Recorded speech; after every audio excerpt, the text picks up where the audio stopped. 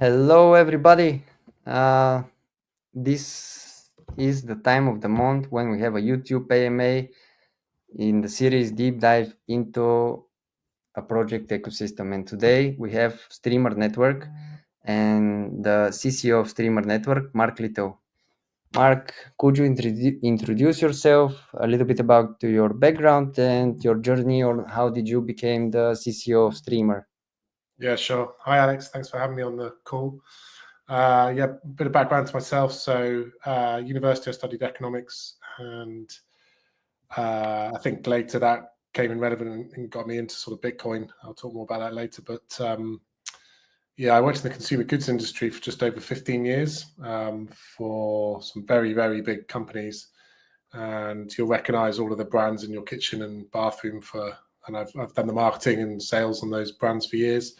And I worked all over the world in that industry. And when I was in China, working for one of those companies, I started reading about Bitcoin, going to Bitcoin meetups in Shanghai. This was pre-Ethereum, so really it was just Bitcoin in those days. And when I came back to the global team for a global role in London, what I saw was, Bitcoin was really taking off then. That was 2017. It was about to take off. And interestingly, the venture capital market in London had changed entirely since I'd been away. And it seemed like everyone was doing startups. So I felt like that was my chance to sort of jump off the corporate ladder. So I co-founded a fintech called Pynk, P-Y-N-K. And the fintech, I'd say, was like a Web 2.5. So what it was doing was asking the crowd for prediction data on the price of Bitcoin, the price of Ethereum, the price of gold. We'd aggregate that data to find alpha. So it's a form of collective intelligence called crowd wisdom. We did that for just over 4 years. And then after that, I joined Streamr, which was about 2 years ago, just over 2 years ago. And I head up on marketing and everything commercial related. So on the partnerships, BD, sales side across Web3, Web2. I'm pretty involved in product and overall Streamr strategy as well. So loving working in Web3. And, really I see my kind of my ambition, my day-to-day is about finding product market fit for Streamr, and that's a challenge, but we're going in the right direction now. So yeah, that's me. Love it. It's quite a challenge, but it will come, because I believe the world is not that ready to be into Web3, and it should be done in a Web2 fashion. But with the right approach, we're gonna achieve it, of course. Yeah, and I think just comment on that. I think that you look across the Web3 industry, and most projects are still trying to find product market fit, and it's frustrating for those in the communities and those in the industry. But the reality is this is groundbreaking technology, and it's about a new way of organizing human beings around the world to achieve certain objectives in a more equitable manner. And it's effectively a new form of capitalism.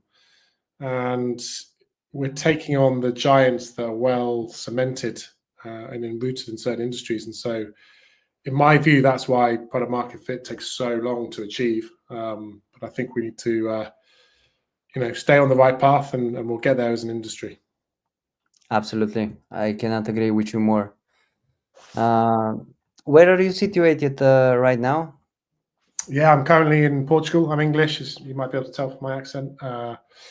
Yeah. I escaped England a couple of years ago, a year and a half ago, and living in, I want to say sunny Portugal, but it's very rainy at the moment at this time of year. But yeah, good to be here. So I'm feeling more European again. Yeah, great. That's great. So you've been at Streamr for 2 years, and now for a year and a half, you're in sunny Portugal. Yeah.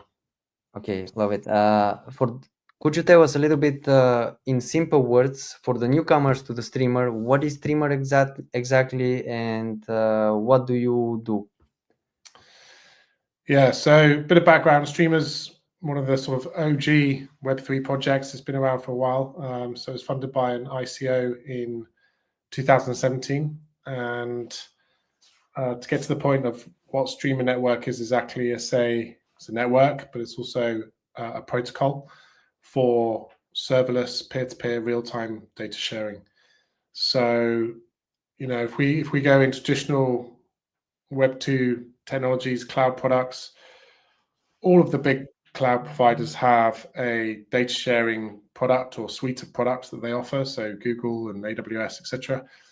The centralized cloud products, and Streamr is effectively a decentralized version of those cloud products. And for those that are a bit more technically minded, it propagates data in what's called a publish subscribe fashion, so pub/sub. And pub/sub is a tool used by developers. It's very commonplace. So Streamr is the decentralized pub/sub network, and as such, it forms a data transport layer and middleware layer for other DPINs, other decentralized protocols, other decentralized applications, so that they don't have to use Google and AWS and Azure. And in that way, actually, we're helping these projects remain decentralized. So that's the primary use case for Streamr within Web3, and of course we look outside of Web3 as well with Web2 use cases. But that's what Streamr is. It's middleware for real-time data transport within the Ethereum virtual machine, essentially. I see. And what inspired the creation of Streamr, and how did you come up with the name? Good question on the name, Alex. I don't know, because I wasn't part of the founding team. So I might have to answer that later somehow. But what's the original kind of inspiration behind the creation of Streamr? Well, I think it's partly to do with the founding team. So Henry Ficala is probably, he's the CEO and technical founder at the same time, and CTO of Streamr Network. And his background is very much in real-time data sharing. So that was part of it as well. But I think the rest of the team, the core team, the founding team, myself, we're all decentralists. And, from an ideology perspective, we really value and see the importance of decentralized technologies. And we live and breathe that. And we think that a decentralized internet in the future is increasingly important. And I personally think it's increasingly important in light of what's coming with disruptive technologies around AI and what have you. So, decentralized technologies can help make the internet less corruptible, essentially. And Streamr wants to be a part of that. Obviously we're not the solution in its entirety, but we very much want to play a role within that. So there's a strong vision and mission behind Streamr. I love the mission and the vision.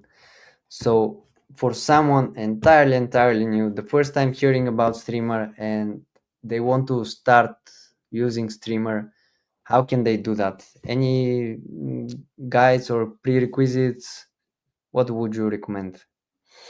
Yeah, sure. So, the first thing to explain is that, Streamr is a tool for developers. So the core persona is a developer, a builder, a software engineer, someone that might be working by themselves, or actually more likely as part of another Web3 project, or for a Web2 enterprise.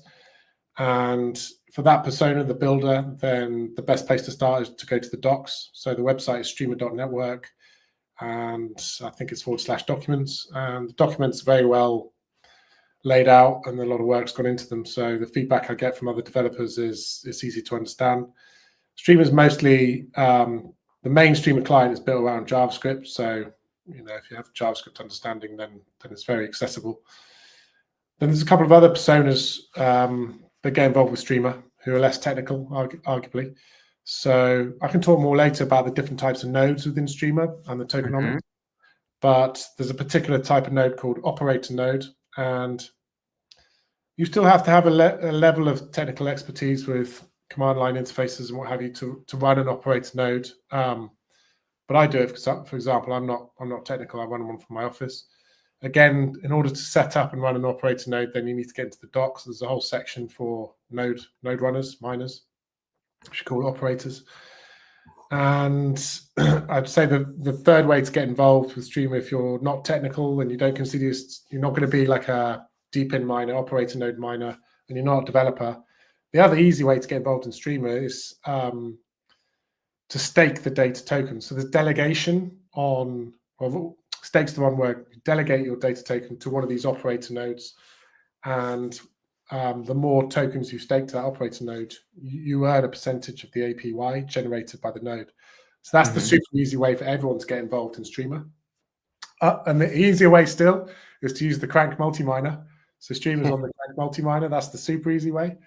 And then the other thing that I wanted to talk to you about, Alex, is a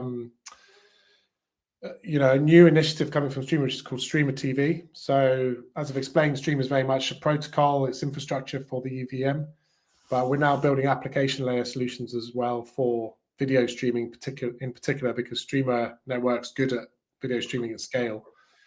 And Streamr TV is launching next month, and we're building it in public. So every week we do a call on X, which is super informal, no agenda.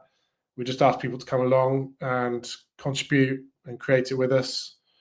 And it's all sort of it's a build in public approach. So Streamr TV is coming soon, and we're looking for people to get involved in that and help us craft it, shape it, and that feedback from community members will feed into the roadmap. So yeah, watch out for Streamr TV. I'm gonna watch out for Streamr TV. I was gonna ask you about that because I'm going into the points with Streamr features, but this definitely sounds interesting. And to get started with Streamr, as you mentioned, the easiest way, just go to streamrnetwork.com, become an operator, and then you can choose the different ways which you want to become. Yeah, Alex, the URL is streamr.network. My apologies. No, it's fine. I just so you mentioned about Streamr TV, but could you tell us some more standout features of Streamr that make it unique in the decentralized data sharing spaces? Yeah, I think there's a couple of things that I get excited about when I talk about Streamr. One is kind of the security aspect. So because we share data in a purely decentralized, serverless, peer-to-peer manner,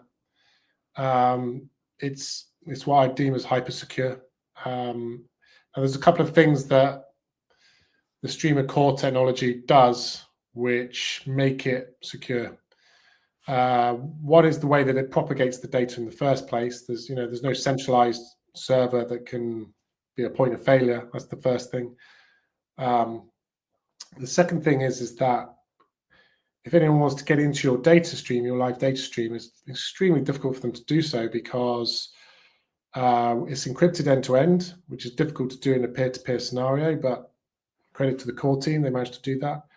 But also verification of access to the data streams is done by cryptography with private keys. And actually, that's what we use the blockchain for. So that's one of the things we use the blockchain for. And so Streamr is a hyper secure, hyper robust way to propagate data in real time. So that's the first thing. The second thing, which I think is really quite novel and unique about Streamr, is the manner in which it hyperscales.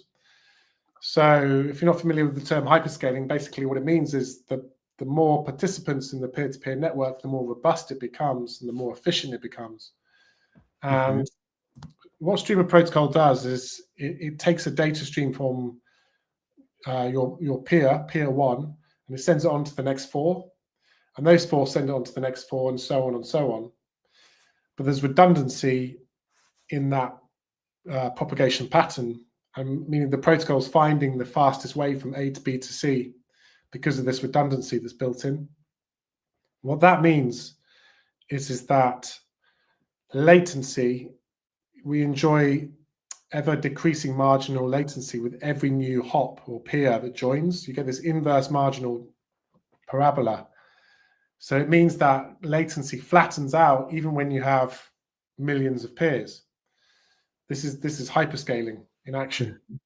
So what does all of that mean? It means that Streamr Network is an extremely efficient way to live stream data at scale. And so that's why streamers now getting into video streaming, because video streaming, even in 2025, is a very difficult thing to do. So that's that core feature is kind of leading us down that path here. No, we definitely need something like that in the crypto space, even also in the Web3 space, something like that, Yeah, for because sure. it's not out there, and having it out there is gonna resolve a lot of issues, as you Yeah, mentioned earlier. like a good example is X Spaces, right? So Exactly. I was on an AMA on Tuesday, and not a massive audience. I don't know what it was, so I didn't look, but it was a Hive Mapper AMA, and it failed twice, and it was third time lucky. And then more infamously for X, when Trump joined Musk on AMA last year, that was a massive audience that failed several times. So streaming data, streaming any stream at scale in a live environment, it is hard, and it fails all of the time. And I love endless examples. And X Spaces is just audio, right? It's not. When we were using it, it was audio, and when Musk and Trump were using it, it was audio, which is a lot lower payload of data. When you're live streaming video, which is high payload to large audience sizes, that's a difficult and costly thing to do. So this is where Streamr Network comes into its own, in my opinion. This is where it really adds value, is because it's built to handle high payload video streams, and it's built to hyperscale infinitely, essentially. Amazing, amazing. I'm looking forward to that. You said next month, right? Yeah, so that's for Streamr TV, and Streamr TV is an application layer, and the first iteration of it that we're launching next month is what we call MVP1, and it's not rich in features yet. It's not supposed to be by design. It's minimum by definition.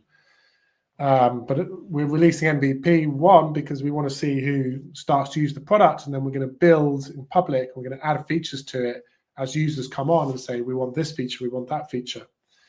So we've just started these build in public calls, and I want more and more Web3 community members and builders to come and give us feedback. In one of the calls last week, we had two guys come on the panel at the end, and one was a basketball coach for the States, and he was saying, I really want to use Streamr TV because it's one click to live stream, and he's coaching kind of high school, collegiate, really good basketball players, but certainly not professional. They're on their way to becoming professional. He's saying, I want this solution for my community so that we can talent scout, we can share talented players, friends and family can come and live stream as well, and we can share all of this information. So he gave us a bunch of great feedback. And of course, the other one was we had a deep in show, a chat that runs a deep in show. He came on at the end and said, obviously I want to stream on Streamr TV. So we're hoping to get a lot of the Web3 shows across onto Streamr TV. So Alex, hope we can get you on there one day when you're ready. I think I'm convinced because we've had some issues with X as well, and I was about to ask, is it going to be for free? And are you also going to be able to stream video in there for the AMAs for any kind of sessions, basically? Yes, MVP1 we can't do it because there's only one to many. So Mhm. that's more like the use case there is more limited. It's more, it might be like, I don't know, a DJ or a musician wants to live stream to their audience, or a bit like Twitch, like one cam to many audience. But for Aha. this, we would need many to many because there's two of us on the panel. So that's going to come in MVP2, which is going to be a couple of months later. But in answer to your question, it's going to be free to use. And yeah, I mean, we want to build the features in to support interviewers like yourself, Alex, right? So we're getting that feedback from that persona right now. So Okay, yeah. great. I'm looking forward to that. I can't wait to see what it will come out of it, because Streamr, it's been here for quite some time and it's standing still. How long when was actually Streamr established? What year? 2017 for an ICO. 2017. Yeah. So the main net was delivered beginning of 24, Mm-hmm.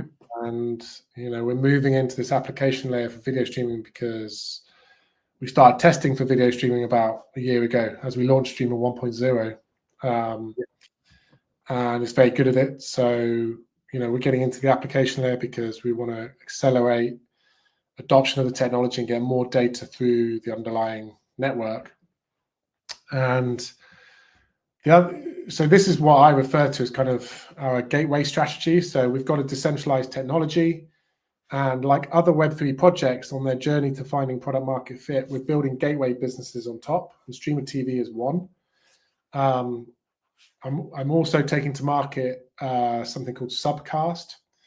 So Subcast is effectively a decentralized CDN, and we're building that as a sort of traditional SaaS business on top of Streamr Network. And the reason we're doing that is because we know that when we go outside of Web3 into Web2 industries and pitch Streamr Network, we hit friction points. And the friction points are Web2 developers don't want to work with smart contracts. They don't want to work with volatile crypto tokens. They want SLAs, like service letter agreements, service level agreements. So by introducing a SaaS on top of Streamr, we can normalize the way of doing business and bring in more demand for the network, like way more demand than we can ever get from being an EVM infrastructure player.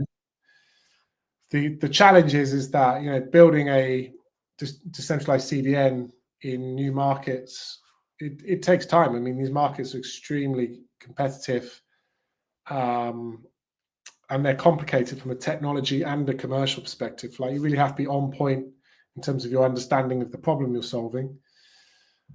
But I'm encouraged by the likes of Storage, for example. So Storage, decentralized data storage, they're very active in the video streaming industry now. They have an S3 alternative that they just present as a SaaS business, monetized with fiat, and that's how Storage are finding product market fit. So I'm kind of inspired by that. But Subcast in particular is going to solve a particular problem in a particular region. So it's very focused on the India region, and the reason is that it's a massive market, but they're very much into sports, so cricket, IPL, and football from Europe, and live streaming these matches in real time to massive audience sizes outside of tier 1 cities is extremely difficult to do. So Deepin unlocks that, Streamr unlocks that, because CDNs aren't investing there because it's too expensive for them to do so, but Deepin is significantly cheaper. So it means that Deepin, because the unit economics make sense, we can get into regions that don't make sense for traditional businesses. So it's quite exciting, and we're making some good progress in that area. Exactly. Some regions have to be covered, and by doing that, we're gonna grow as a whole in the Deepin space. We also released, actually, Crankk released the India frequency by the end of last year, and the India community is great. I mean, it has to grow there as well. Yeah. I'd like to find out more about that later, so maybe we could have a chat offline. Yeah. We can speak about that, but not now. Now the focus is only on Streamr because you guys are doing great stuff. So, out of all these futures, which one is your favorite and why? I believe it's the Streamr TV, but still. Yeah, I mean, I don't have a favorite per se, but Streamr TV and Subcast are passion points for me. And, personally, what I really enjoy doing and why I get out of bed in the morning is I like to work with, startups, dynamic teams that want to achieve. And, my passion point is about really going deep on what are the specific problems and needs of end users and building product against that and building communities around that and building traction. And, that's what excites me about it. So, I don't have a favorite, but I'm very sort of passionate about Streamr TV and Subcast. So it's an exciting time for the Streamr project, I think. I mean, certainly the first 5 years of Streamr's life has been about building the core tech, and the core tech is, it's impressive. I mean, it's deep tech. I mean, it's a very difficult thing to do, to build what those guys built, and that's why I'm at Streamr, is because I believe in the potential in it long term. And now, what we need to do is turn that amazing technology and democratize access to it, and bring in much more data through the network. So that's the journey that the whole core team are on. So yeah, it's an exciting time. Absolutely. I just have this resonance in me, in myself, because I see myself the same way, being in a startup and resolving issues and all of that. That just makes you wake up, and it doesn't matter if you work 24/7. But in the end, there will be still some hater, no matter what you build, what you do, and there will be still some haters saying, blah blah blah, your token is down and the crypto is down, but the whole crypto is down. And I'm gonna quote Daniel Keller from our recent AMA. He said the Tepin has been in the shadows has always been into the shadows, but we kind of like it there. And when the time is right, we're gonna shine the so-called meme face. Yeah, Because yeah. That's Daniel from Flux, right? yes. Yeah, I've spoken to Daniel a few times, so he's a great voice for Deepin. He is. What I would say is whilst I agree with his sentiment, I think things are starting to change for Deepin, and there's a couple of big reasons for that. I was in Washington last month at something called the Digital Chamber Blockchain Summit, and the Digital Chamber is essentially Mhm. for technologists, especially the crypto industry, blockchain industry. And at that conference, there were a bunch of kind of tier one industry leaders from crypto. Michael Saylor was there, CEO of Binance, Richard Tong was there, Charles Hoskinson, Cardano was there, all in this relatively small conference. And simultaneously, there were a bunch of senators, a lot of them from Trump's team, including, his World Liberation Fund, and, it's very pro crypto. I've never seen anything like it in all the Web3 industries I've been to. But there was also a Deepin panel. So Hivemapper, Helium, who else was on it? Demo were on it, Geodnet were on it. And, some of the comments I got afterwards were, oh, I didn't know about this Deepin thing, but, it's now that I've seen it, I get it. Like, I understand what this is. So I think it's starting to change. And one of the comments that Charles Hoskinson made on stage was, he'd been having conversations with senators about the need for regulation for different parts of blockchain and Web3. It's not just about crypto, which is where 80% of the mind share is right now, because obviously everything starts and ends, it starts with money and finance. But there's an understanding in Washington now that there are other verticals of Web3 that need the proper regulation. So I think it's going to start coming through. I do also think like the rapid onset of AI is going to be a catalyst for the need for Deepin. So what do I mean by that? There's going to be a fight between centralized, privately owned AI systems versus open source AI systems. And, I believe that decentralized ecosystems will be the way to incentivize the right behaviors with the right players in open source AI systems. And that, I think that will accelerate the demand for Deepin. I mean, AI is inevitable. I mean, it's the human race's greatest innovation It's for how long? already here and it's evolving every single day. And it's just going to get bigger and bigger and bigger. But I think a lot of people are worried about, the centralized powers, very wealthy billionaire tech, people like Zuckerberg and Musk who own this such powerful technology. We have to build open source decentralized alternatives. And there are Deepin projects that are doing that are leading the way, BitTensor being one, and there's others as well. So I think that side of AI, the good side of AI, will accelerate, the need for Deepin. it'll drag it along, and the good thing is that, Web3 as an industry hasn't really found product market fit yet, if we're honest. We're still on that journey. But the fundamentals are there, like the frameworks are there. This industry has 6 to 7, 8 years experience now of different tokenomic models and, how individuals of Web3 communities can contribute in one way or another. So, we're kind of hitting the ground running with that. And I think it's the perfect time for DeepIn to come into the mainstream as AI comes on thick and fast over the coming decades. So. No, I still believe great times are going to come, and these public AI agents. I spoke with Aaron from IoTex, Aaron Bassi, Yeah. and he's looking into things on how DeepIn and AI can work together, and I think it won't affect the DeepIn space in any way. Yeah. But yeah. Yeah.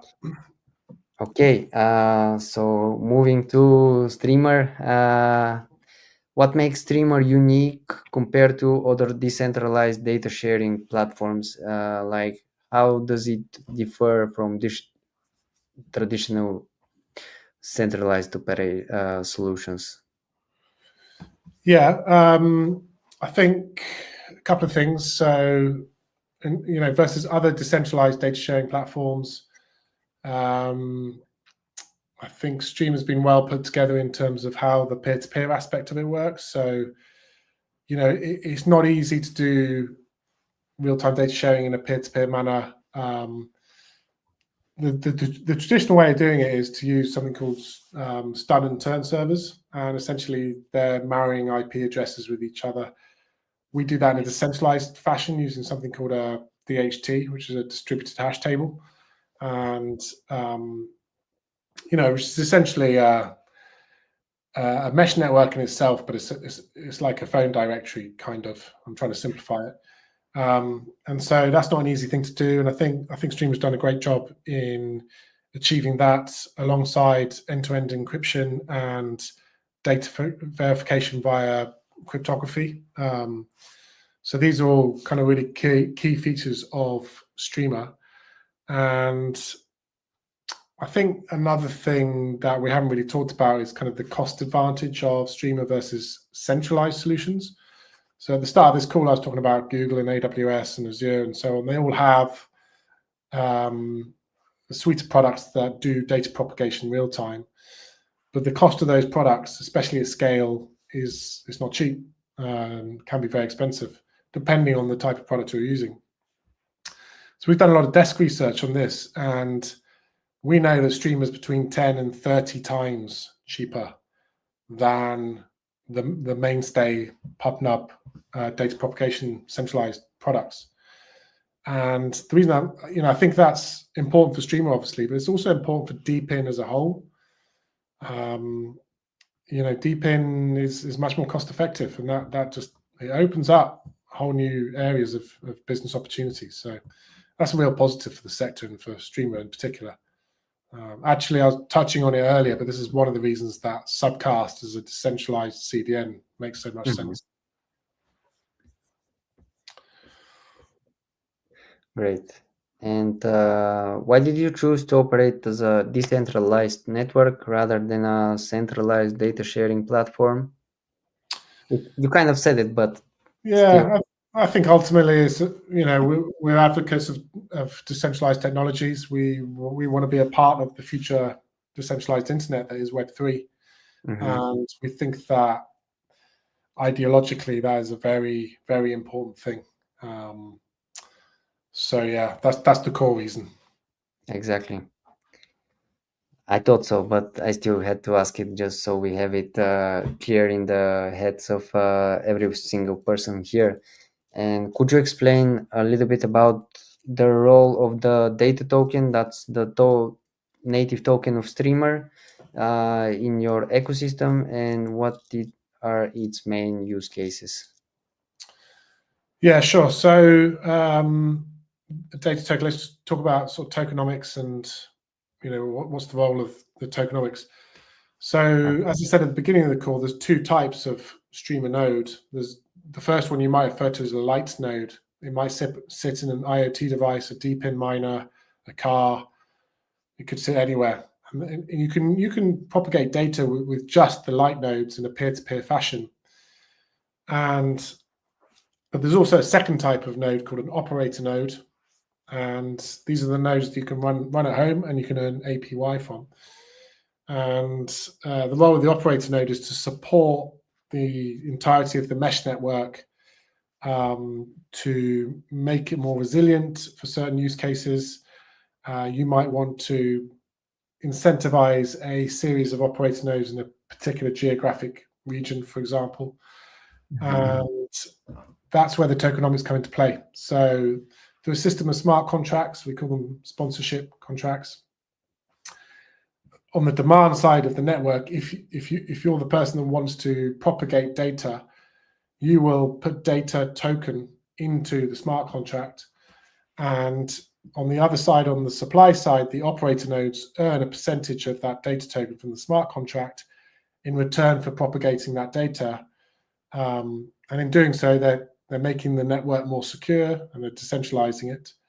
And of course, any community members that are delegating their data tokens to that operator, they get a split of the APY as well. So that's the principal role of the data token. It's a utility token that facilitates the marrying of demand and supply for data propagation.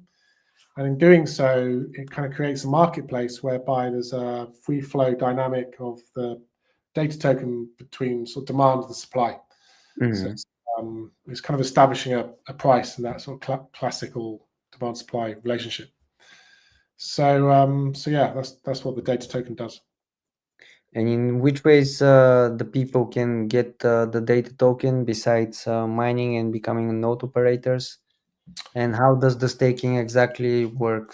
So what you have to do? Yeah, so to get the data token, you can get it from a number of centralized exchanges. We just got listed on Binance in the US. You can get it on Binance, rest of the world, or a bunch of other mainstream kind of centralized exchanges. That's great. It's easily accessible.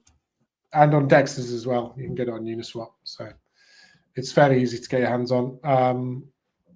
And then in terms of staking and delegation, if you're running an operator node, then yeah, you can stake data in order to earn more APY, and then the delegators, community members, can take that data token, they can delegate to an operator node, and on something called the hub, which is an application on top of Streamr network, you can choose which operator node you want to delegate your data token to, or you can delegate against multiple operator nodes and sort of split. I wouldn't say split your risk isn't the right way to think about it, but you can enjoy APY from different operator nodes who are servicing different streams. Okay, great. Guys, in the meantime, drop your comments, your questions for Mark. We're gonna have by the end of this AMA a short Q&A session, and Mark will be more than happy, I guess, to answer all of them. Yeah, let's do it. Yeah. Absolutely. And is there any requirements of how many data tokens you have to stake and the time? I think for operator nodes there is, but for delegators, no. You can delegate whatever you want. So it's pretty easy to do. It's pretty relaxed in that way. You can just go in today and get out in 2 weeks. Yeah. That's super nice, actually, to have this freedom in a way. Yeah, it's pretty good. It's designed that way so that everybody can get involved in. Yeah, absolutely. And you have both options, so that works for everybody.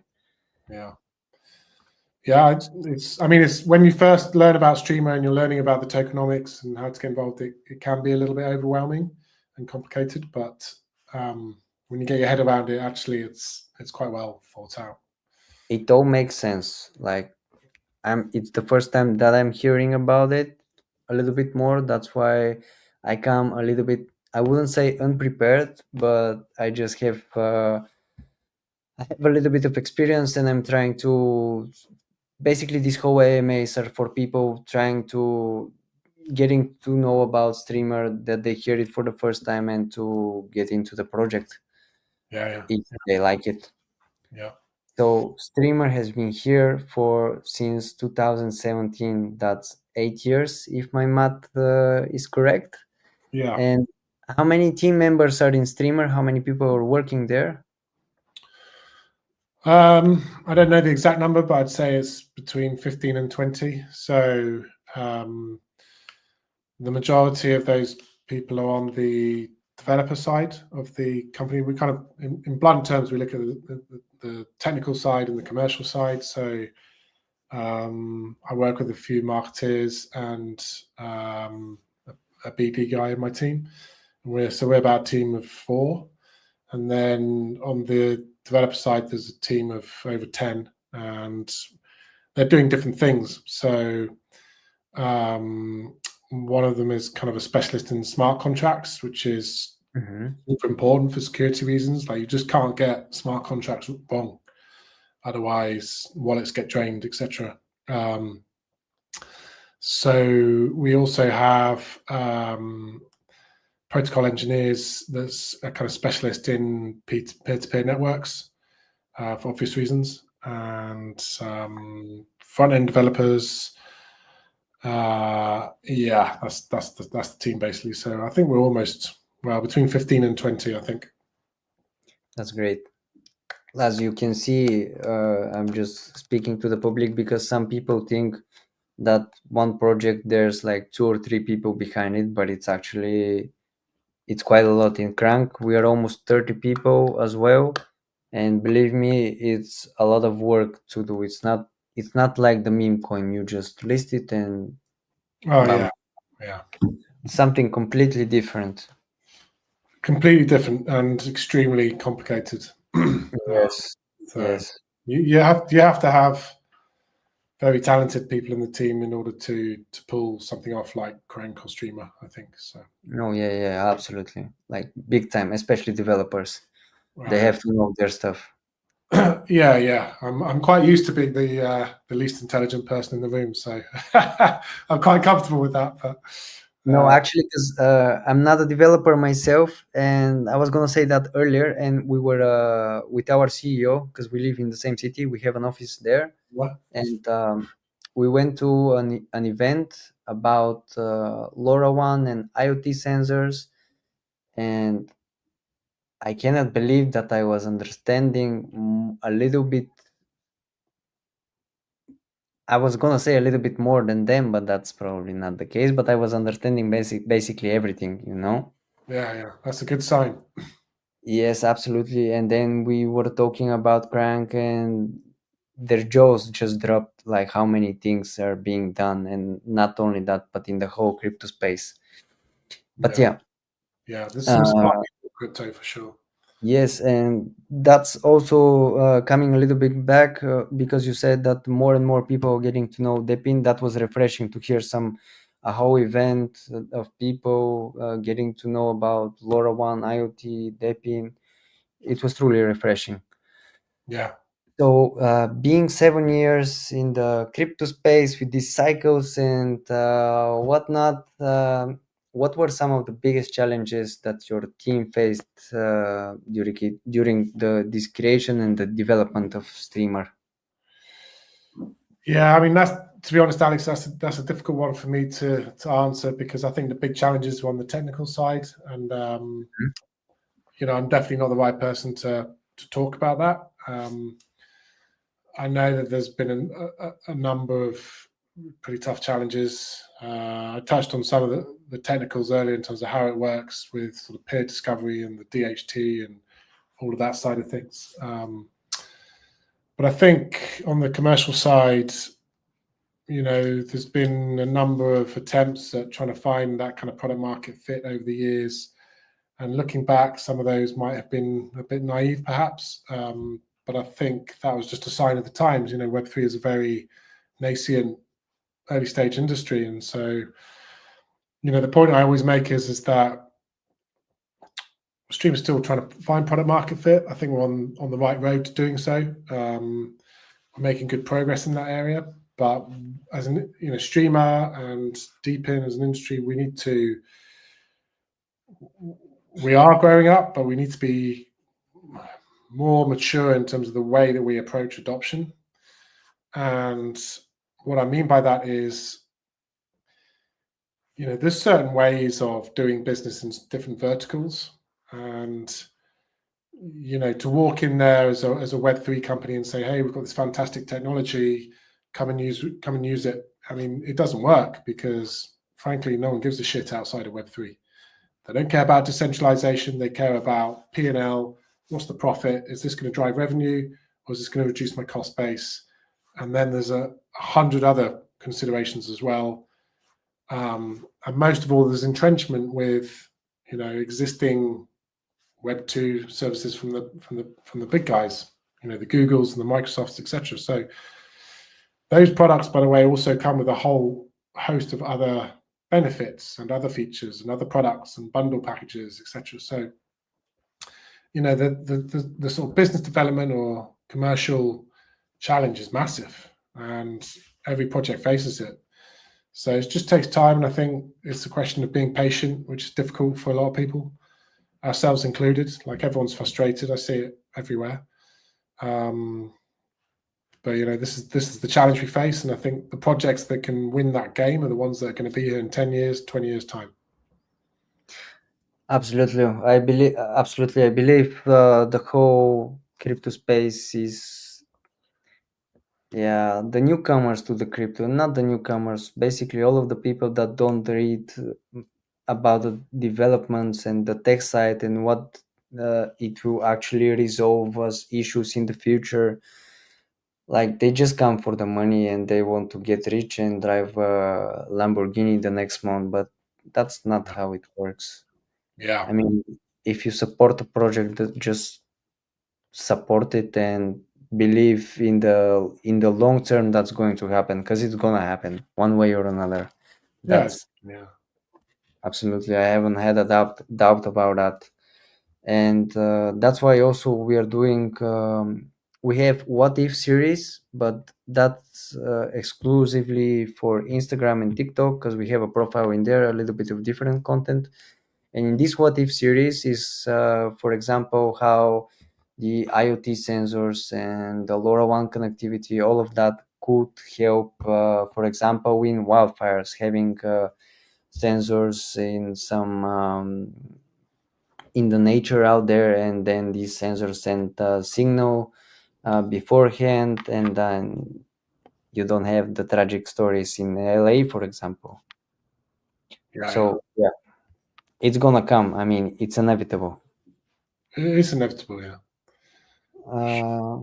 Okay, you shared some use cases. Could you share a little bit more use cases and maybe some success stories? Yeah, we'll talk about Demo for a bit. So Demo, I mean, I'm sure you know Demo, Alex, but if anyone's listening to this and they don't, they are a application level deep-in, and users put deep-in miners in their car. Mm-hmm. I know them.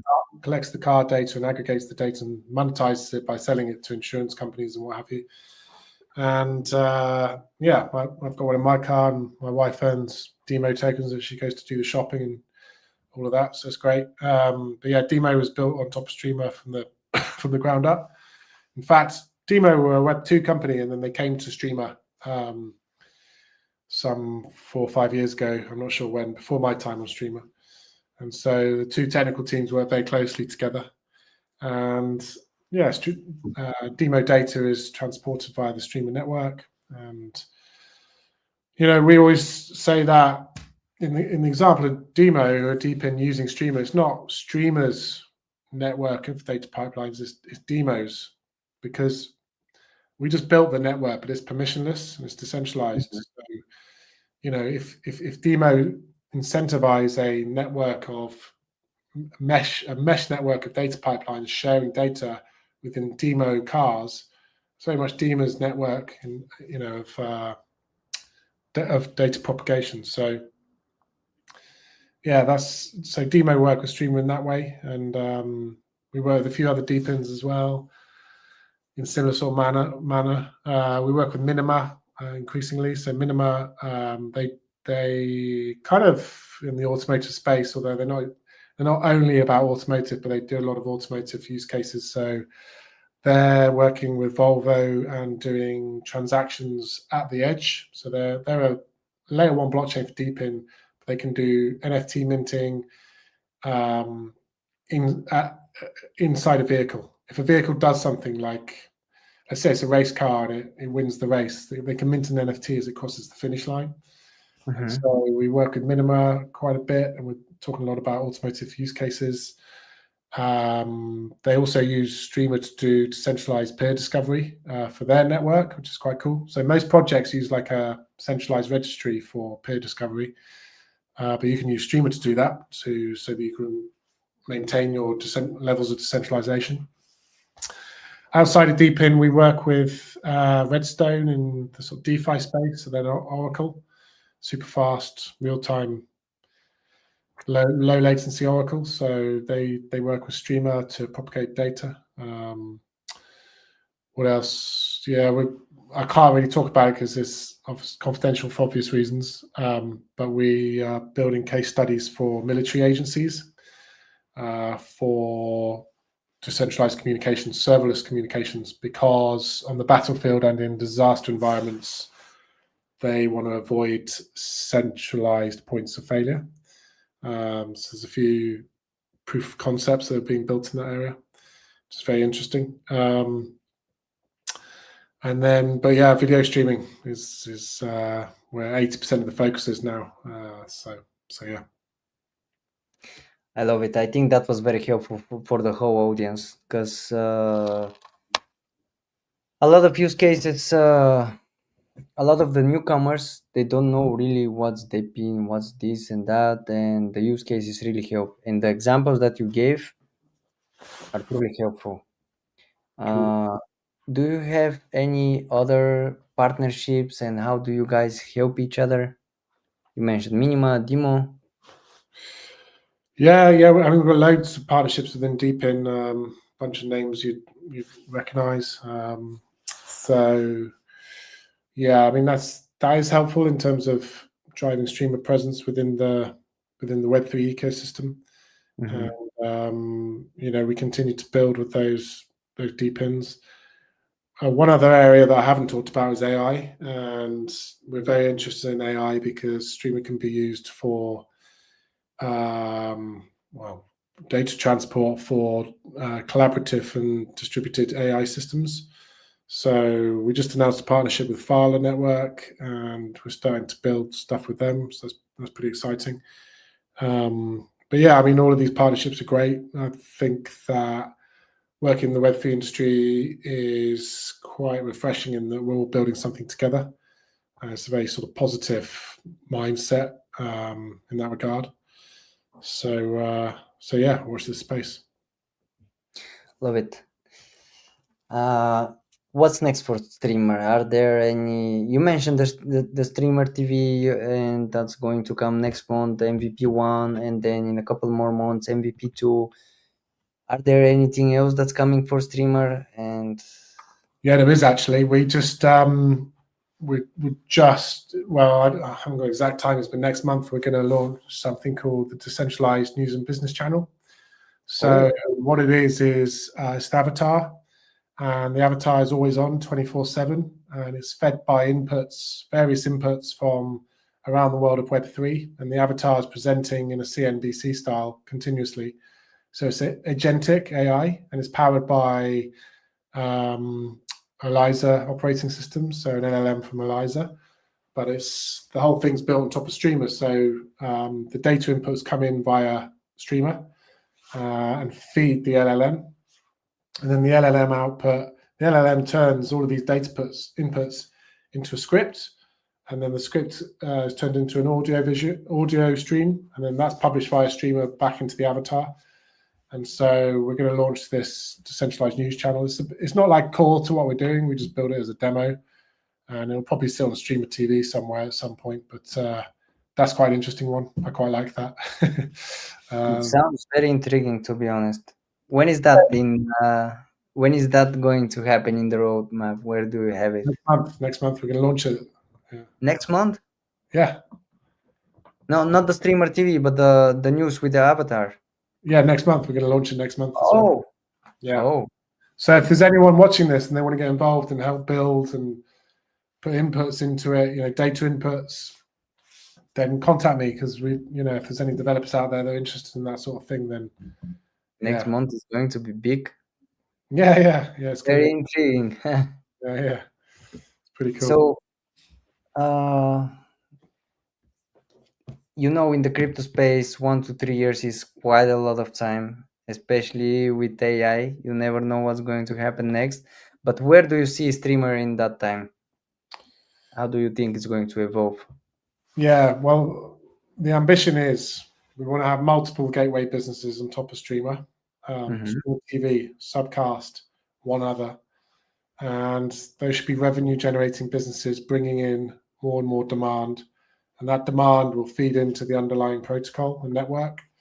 As such, we want Streamr to evolve from its current state to becoming an entirely self-sustaining DAO operated ecosystem for data propagation for data, and that's the journey we're on. And it's impossible for me to say whether that'll take 3 years, 5 years, or 10, but that's the vision, and that's what we're working towards. So, the idea is that one day Streamr TV should be able to, not Streamr TV, Streamr ecosystem and network, the underlying technology should be able to operate in an autonomous manner and be entirely DAO driven. So, but really, in order for that to happen, we have to get more data through the network, more demand for the technology. So that's amazing, truly, and I'm looking forward to it. Definitely. How can the community contribute to Streamr, and basically, what role does it play in shaping the future of Streamr as well?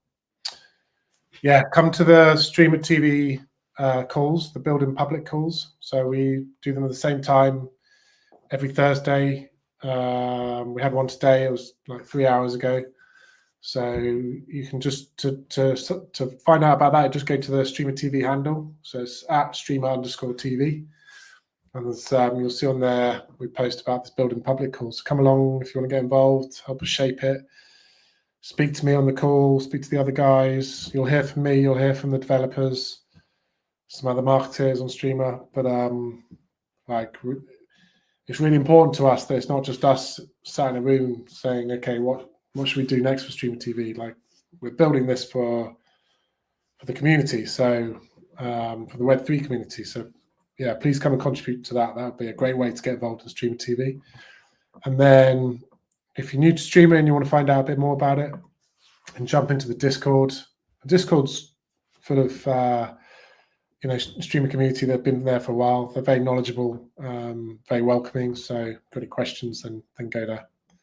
All of the links, by the way, are in the description of this YouTube video, so you can find all of the links there, of the website, of the blog, of Discord, X, everything. And where can people learn more and stay updated and get involved with Streamr? Basically, you can normal say. places. Yeah, X is the main place. We've got a YouTube channel. It's got loads of video content on there, and then X and Discord basically. And you can sign up for the emailer as well on the website. Well, guys, you heard Mark. Just follow them. You see they're doing great stuff, and they have vision that they're working on. The team is great, and they wake up every day to resolve issues, which is what you want in a team and in a project. And okay, Mark, if you could leave one key message with the audience about Streamr, what would it be? Also, if you want to share something additional that we didn't talk about, now is your chance. Yeah, I think we covered everything. One final thought, maybe not about Streamr per se, but just about Deepin in general, is that you know, there's a huge opportunity around Deepin, but I just see it as a long term game. It's a long term opportunity, and I think that the tide is turning now in favor of Deepin. For a long time there, it was meme coins, meme coins. I just personally I can't stand it because I got into the industry because I wanted to build more positive forms of capitalism, better ways of doing things, more equitable. And then this meme thing comes along, which is just rampant speculation backed by hot air. Like for me, okay, I've speculated with a few meme coins for fun, but ultimately it's a distraction from the real reason we're here. And the real reason we're here is Web3, build a decentralized internet to take power away from the people that are corrupting with this massive amount of power that they have. And that is all the more important with the onset of AI. So, I think the Web3 space needs to get back to basics or back to core fundamentals of why we're here in the first place. And we need to be loud and proud about that and start shouting those messages again. I think it's quite refreshing when Web3 advocates talk in a passionate manner about the importance of decentralization. I think as an industry, we've kind of lost our way on that, and we need to find that voice again. And we need to continue to educate the normies, the non-crypto people outside of Web3, because it's important. And we're going in the right direction, but we just got to stay on course and keep pushing. So that's my final thought on Deepin. Love it, and I cannot agree with you more, because last time on our X space we talked about exactly this, the meme coin and Depin, and we had Patrick Woodhead and Daniel Keller and Adam, and I think if you were there, you also have quite some insights. The conversation was super great. I personally think that you should join one of our next XAMAs. Great conversations are going on in there about the whole Depin industry. So yeah, Yeah, we're gonna talk about that for sure in the upcoming months. yeah, let's do it. I look forward to it. And yeah, No, thanks. absolutely great conversations are going on there, and the last one was exactly about the meme coins and the Depin, and yeah. Okay, shall we jump into the comments if we have any Yeah, let's comments? do the questions. Yeah. Hey, let's go, crank it up. That's from YouTube. Hello, Serenity. Cheers to you, brother. Let's see if we have any questions on X, because we don't have any on YouTube. And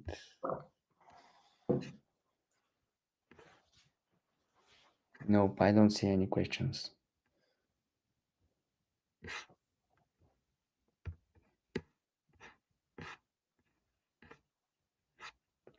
Well, we don't have any questions. Okay. So I guess you answered everything, and everyone is happy. So That's cool. Alex, thanks for having me on the show. Really enjoyed our chat. We'll do it again thank you, sometime. Mark. The pleasure was all ours. Thank you for giving us your thoughts about Depin and how everything is going to be built in a way, and also your views on basically your views on Depin, and about the examples with the use cases. I think that's going to help out a lot of people. And yeah, thank you for being here with us today. Truly appreciate it. You're Have a welcome. good evening, everyone. Have a good evening, Mark. Thanks, And everyone. Have a good evening. I forgot to mention something. Next week we have XAMA X Space with three guests, super exciting guests. Make sure that you tune in. You'll love it. It's fun every time. You know that. Whoever's been on these sessions know it's fun. Thank you all. Have a good evening.